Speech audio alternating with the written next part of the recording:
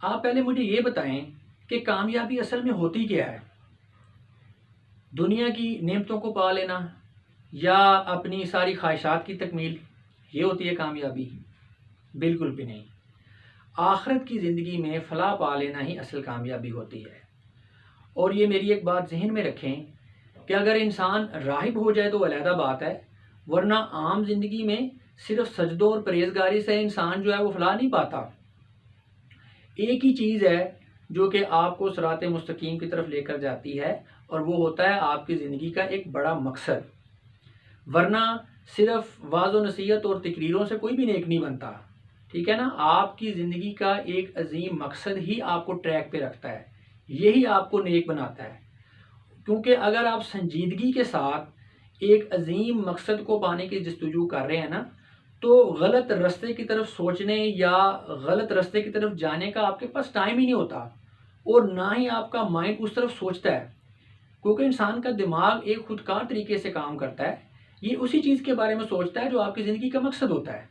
تو لہٰذا آپ کو ٹریک پہ آپ کا عظیم مقصد ہی رکھتا ہے۔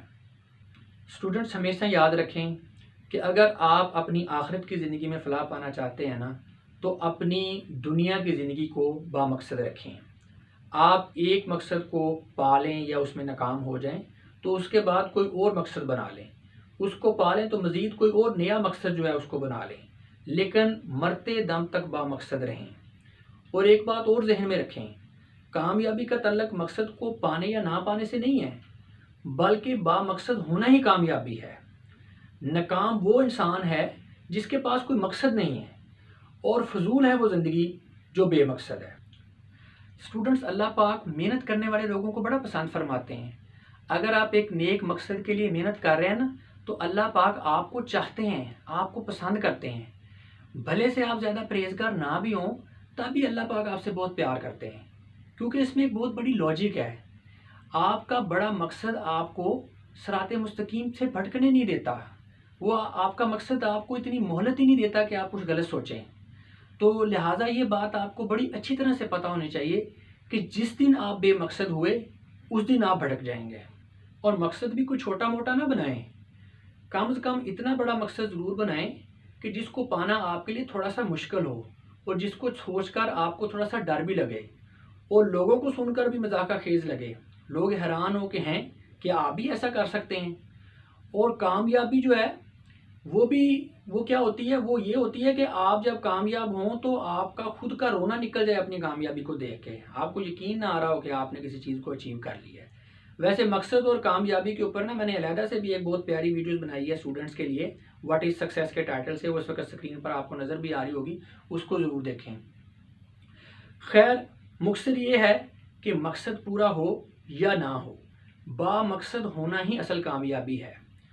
آپ کے پاس کچھ بھی نہ ہو، آپ لائف میں جہاں مرضی کھڑے ہیں، آپ کے دونوں ہاتھ خالی ہوں، لیکن اگر آپ کے پاس ایک عظیم، نیک اور سچا مقصد ہے تو آپ ایک کامیاب انسان ہیں۔ اور فضول ترین اور ناکام ترین ہے وہ زندگی جس کے اندر مرنے لائق کوئی مقصد نہیں ہے۔ کوئی کچھ بھی کہے، میری نظر میں تو کامیابی کا سٹینڈرڈ یہی ہے۔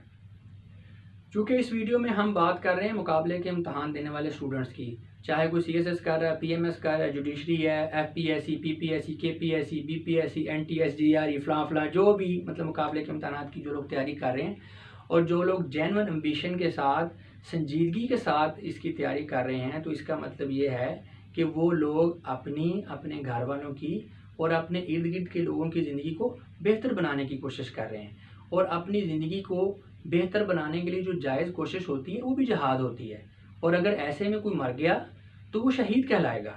لہٰذا جو کوئی بھی اسٹوڈنٹ سنجیدگی کے ساتھ مقابلے کے امتحان کی تیاری کر رہا ہے تو میری نظر میں وہ ایک کامیاب انسان ہے، کیونکہ وہ ایک بامقصد انسان ہے۔